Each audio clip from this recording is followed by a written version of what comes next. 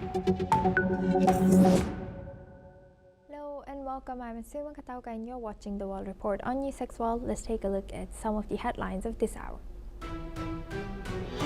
Russian officials have arrived in Geneva for talks with US and Ukrainian teams aimed at ending the years-long conflict in Ukraine. US President Donald Trump hopes Ukraine reaches a deal with Russia fast. US President Donald Trump said he would be involved indirectly in high-stakes talks between Iran and the US over Tehran's nuclear program in Geneva, adding he believed Tehran wanted to make a deal.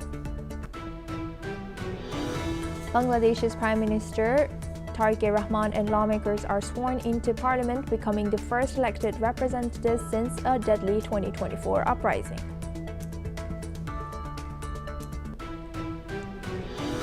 President Donald Trump has said Cuba was a failed nation and called on Havana to make a deal. Washington is in talks with Cuba's highest people just days after he threatened the island's struggling economy with what he described as a virtual oil blockade. New Mexico lawmakers have passed legislation to launch what they said was a first full investigation into what happened at Zorro Ranch, where the late U.S. sex offender Jeffrey Epstein is accused of trafficking and sexually assaulting girls and women. A bipartisan committee will seek testimony from survivors of alleged sexual abuse at the ranch, located about 30 miles south of Santa Fe.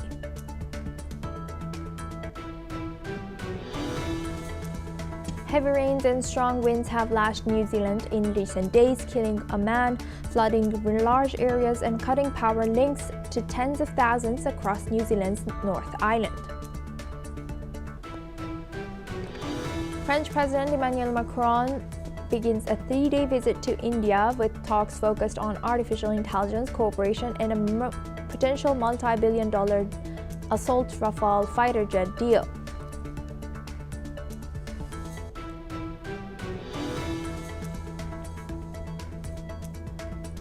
Three people, including the suspect, were fatally shot during a Rhode Island youth hockey game, Pawtucket Police Chief Tina Goncalves has told reporters that 3 other victims were hospitalized and in critical condition.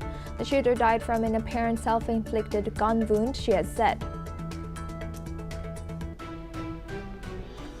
Now we start with India. Indian Prime Minister Narendra Modi says India-France partnership knows no boundaries as he welcomes French President Emmanuel Macron to Mumbai, India's economic capital.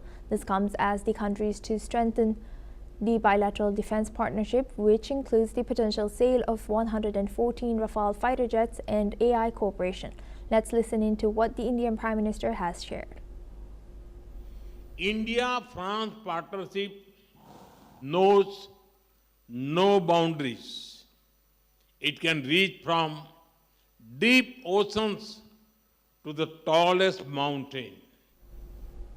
While Macron has praised the remarkable acceleration of ties with India after meeting with Prime Minister Modi at the Lok Bhavan in Mumbai, Macron said the shift came in response to the changing international order, adding that both countries did not want to be subjected to any form of hegemony or the conflict of a few. Now for this, we welcome retired Lieutenant Colonel Himanshi Singh. She is a Defense and International Relations Analyst, joins us live from New Delhi. Thank you very much, Lieutenant Colonel Singh, for joining us again. Good to see you. Now looking at this, thank you. Now looking at this, France and India's ties are becoming closer, and we saw not Modi but Macron come to India 4 times. This is his 4th visit. How significant is this, and what do you think will be prioritized during his visit this time? See, when our Prime Minister, Mr. Narendra Modi, says India and French ties no boundaries, and President Emmanuel Macron responds by saying the international order, we must understand that, this strategic architecture is being built on the real time. See, the world today is not just transitioning gently, it is fragmenting. And we are seeing that how United States and China, they are locked in systematic rivalry. Europe is again recalibrating itself after Ukraine. Technology is being weaponized. Supply chains are again under a lot of threat. So now the artificial intelligence is new arena of power. So in this turbulent landscape, India and France, they are choosing something very, very deliberate. That is strategic alliance without dependency. So I think it is a wonderful thing when, we have had wonderful ties with France, and France has been a strongest advocate of digital sovereignty in Europe. So when President Macron, he says that it is time that Europe must not become technologically dependent either on China or on America. So I think that instinct is being shared by India also. And I think it's going to be a wonderful framework. First of all, see, the data systems and the other reliable platforms, India and France are advocating ethical, guards, transparency, accountability, and human-centric development. Secondly, we are moving into an era where partnerships are defined by standard settings, semiconductor supply chains, and AI compute infrastructure, cyber resilience, and quantum research. And apart from that, India, where it hosts summits like G20, it is positioning itself for advanced economies and the developing nation as a bridge. So I think somewhere this template will help the world to understand how to sovereign nuclear power can co-design security, technology, and governance without compromising on autonomy. So I think it's more of France and India positioning themselves on right side of equation, because the world is highly to be derived, and it's moving in a direction where it will depend on who has the data power, who has more technology, and in coming decades it will not be the GDP or military power. The world will also depend on how the technology is moving, and I think it's the best time where India is hosting this wonderful summit of nations to build and show the world that how we can cooperate wonderfully and work together without disturbing the peace and other things in the world. Yes, thank you for highlighting that. And now looking at defense cooperation between these two countries, and also the 114 Rafale jets that is supposed to be on the deal between India and France. How do you think India will manage to balance the relationship, the deepening the relationship of defense cooperation with France, while the historical good close relationship with Russia? See, for India, even France has been a very close ally when it comes to the military buying. And we are also planning to do some co-productions. See, Russia has been our partner for ages, but as we see, the world is changing. So we need to multi-align with the world. France has consistently treated India as a trusted strategic partner. From Mirage aircrafts to Kargil in Rafale, we have seen, many Western powers have already politicized the defense transfers. So the relationship between India and Russia, relationship between India and France, they are very, very different. Even Russia is, when President Putin had come, we have signed some wonderful MOUs, even from the Vladivostok to the Arctic, and the people going and working in Russia, there are bank transfer which are being made easy. So there are a lot of things which are happening with Russia, but we all know that how America is pushing us to go away from Russia, the way they have put these sanctions, and they are trying to reduce our energy dependency on Russia. We have to look for partners where the relationship goes beyond the buyer and seller dynamics. So when France says that we want to do co-productions, technology transfer, joint naval exercises in Indian Ocean, so this cooperation will actually bring and make more, it will give strategic depth to France in Indian Ocean, and it will also make India stronger, because in today's time where the supply chains are becoming very, very vulnerable, the defense de-indigenization is happening, so we need trusted partners. And we have both these countries as trusted partners. So I am thinking it as a Indo-Pacific balancing. rather than having as competitors, because somewhere we have to understand, we have to reject the hegemony which is being made by some country in a unipolar world. So somewhere a support which is free, open and rule based, that world has to actually go and patronize. Asuma. Yes. Thank you very much. With that, I'd like to thank Lieutenant Colonel Himanshi Singh for joining us and sharing that insight. Thank you very much. Now we move on to Iran and US. The second round of talks between Iran and the United States has concluded, according to Iranian media. Iran's delegation meeting with US officials in Geneva said discussions were conducted with what it called complete seriousness. There was no immediate work on any breakthroughs or agreements, but both sides appeared to signal continued engagement. The talks come amid heightened regional tensions and ongoing diplomatic efforts to ease strains between Tehran and Washington. Officials did not provide details on the next steps or timing of future meetings, leaving the direction of the talks unclear as diplomatic contacts continue. Let's listen into what one of the Iranian spokesperson has shared.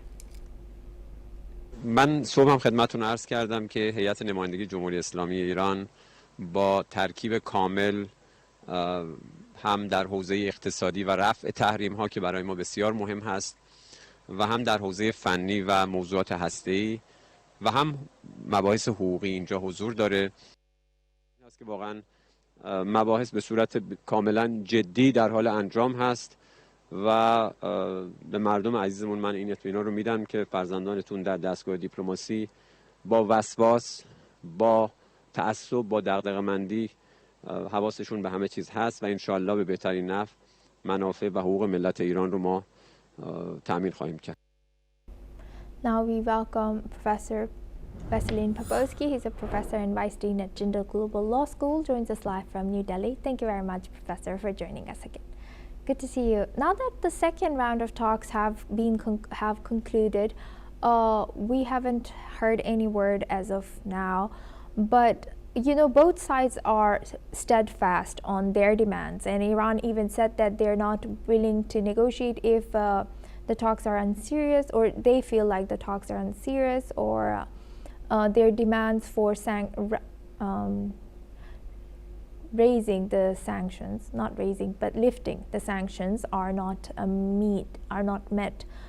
So what are we to expect if both sides are so hard-headed? Yes, you're absolutely right, Asuma. Iran is interested in reducing the hardship from the sanctions, which took over many years.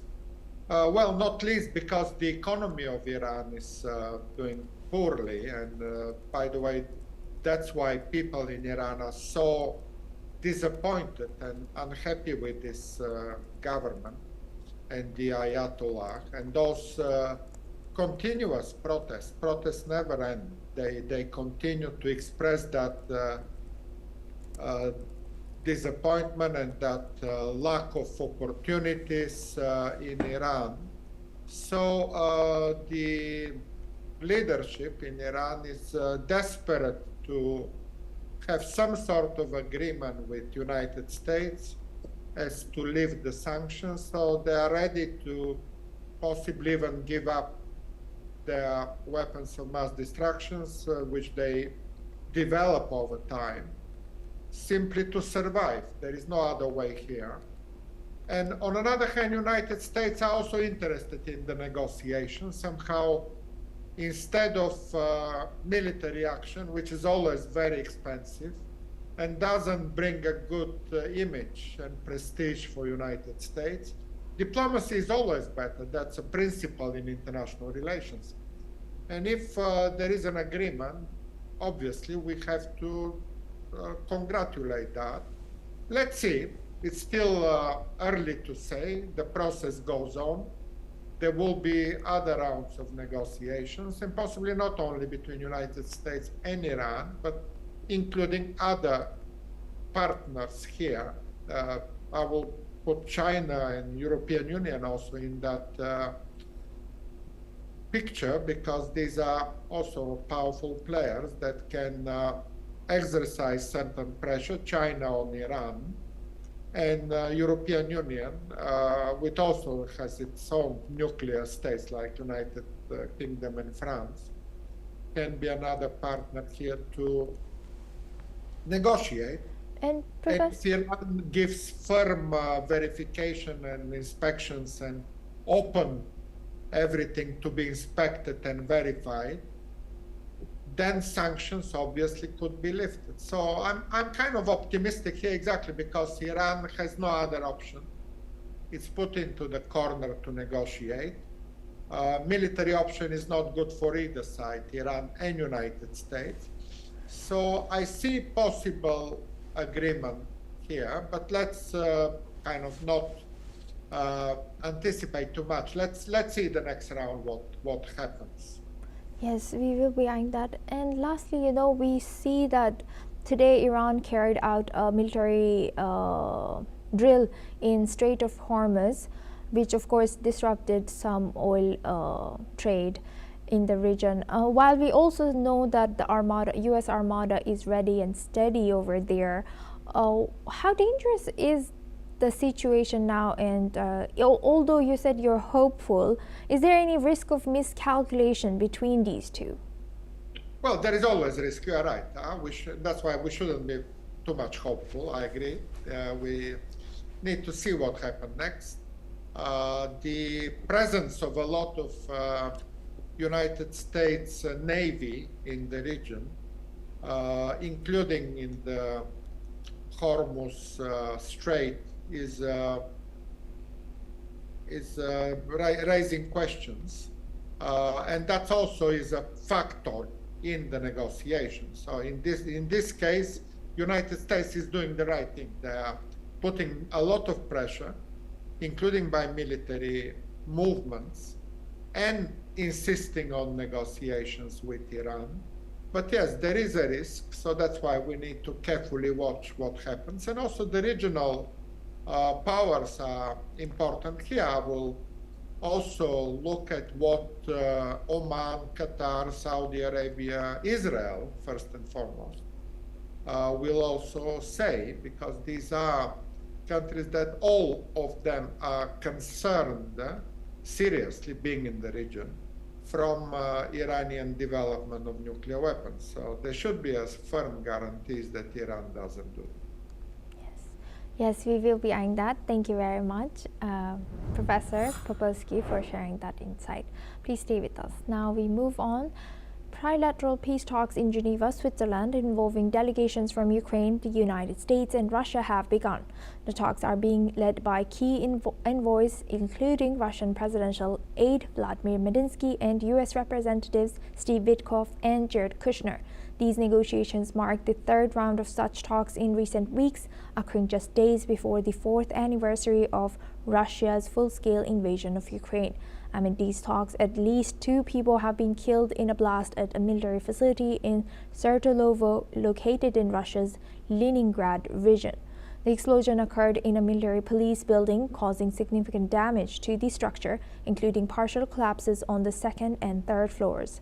Governor Alexander Drozdenko has confirmed the blast and stated that security forces are assisting the military in clearing rubble and rescuing potential survivors.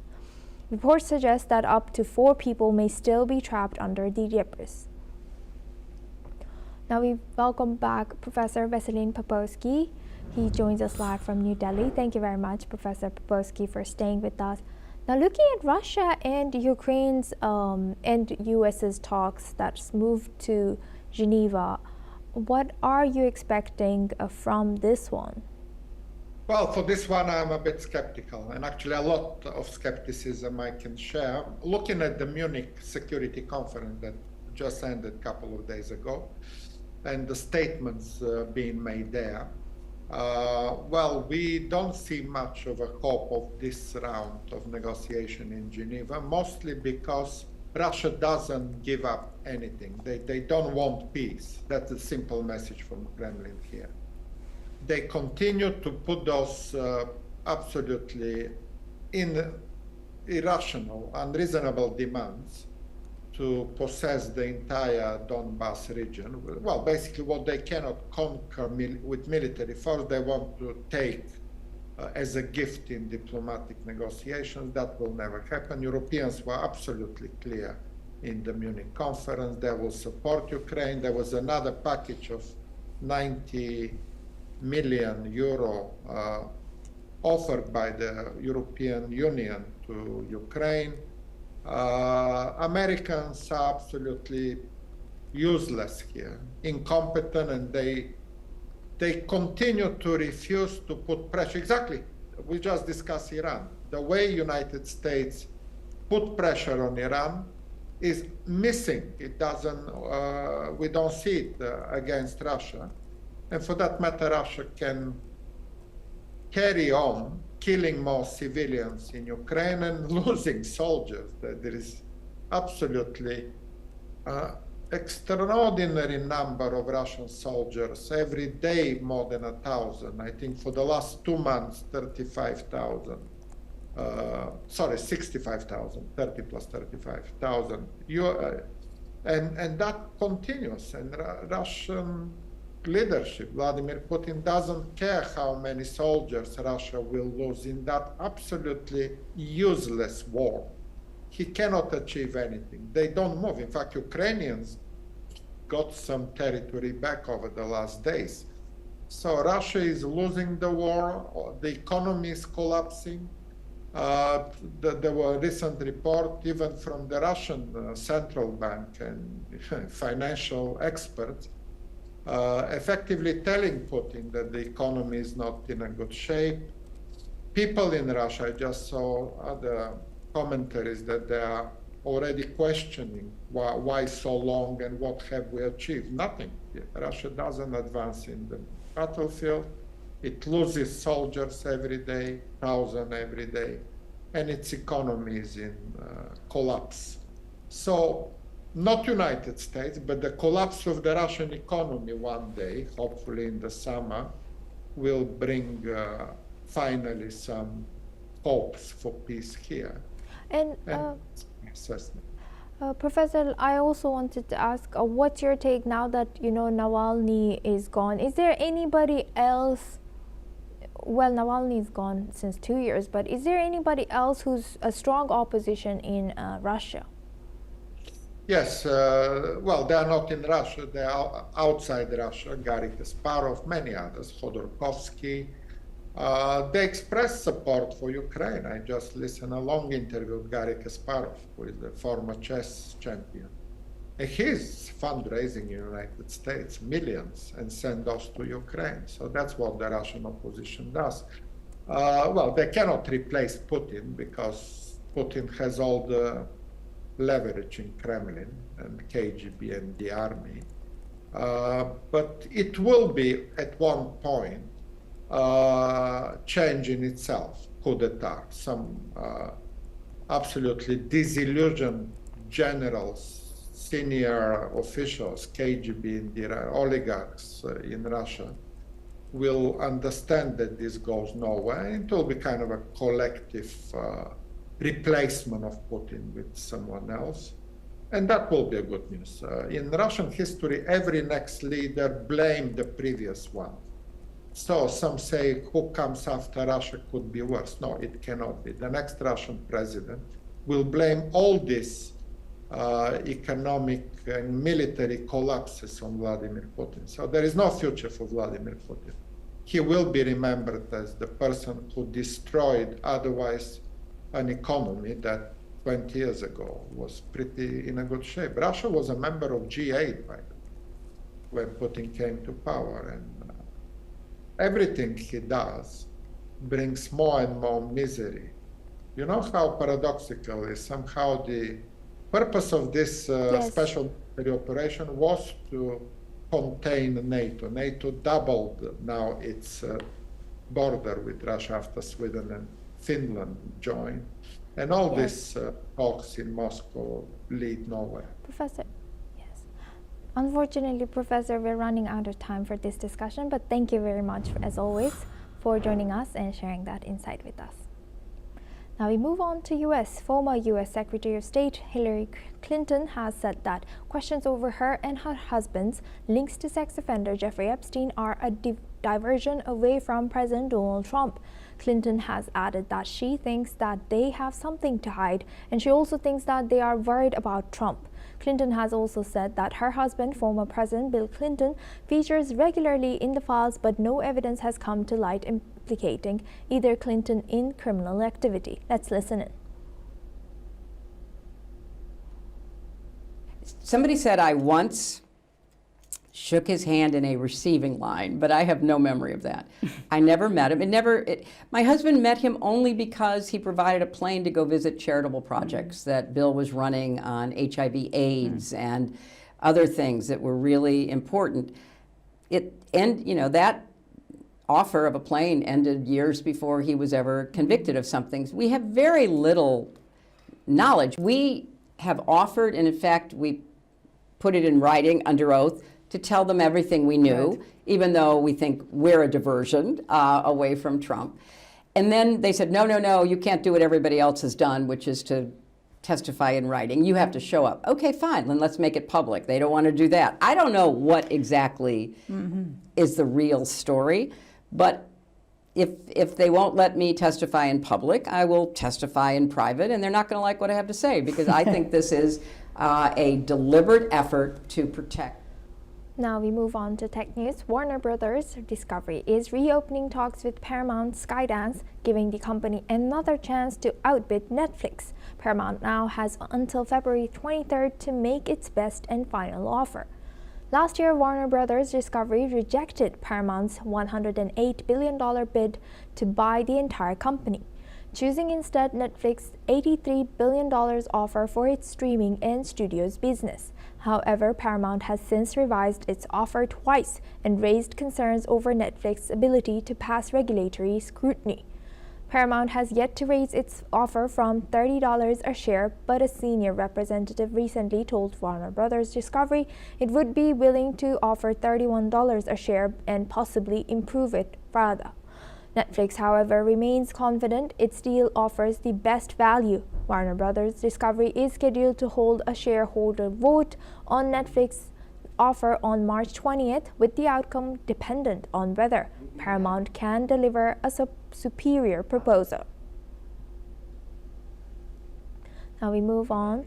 According to Information Technology Minister Ashwini Vaishnaw, India is in discussions with social media companies about implementing age-based restrictions. Speaking at the AI Impact Summit in New Delhi, Vaishnaw has emphasized that age restrictions on social media are increasingly being adopted globally. The Indian government is also engaging in talks about tackling issues such as deepfakes, with the aim of developing regulations in line with international standards. Vaishnaw did not specify which platforms are involved in these discussions. With a population of over 1.4 billion people, any regulation in India could have significant consequences for major social media companies like Meta and Google, which have millions of users in India. India's potential move follows a global trend, with countries like Australia, Spain, and Denmark recently introducing or considering similar age-based restrictions. That's all we have time for. Keep watching NewsX World for more news updates from around the world.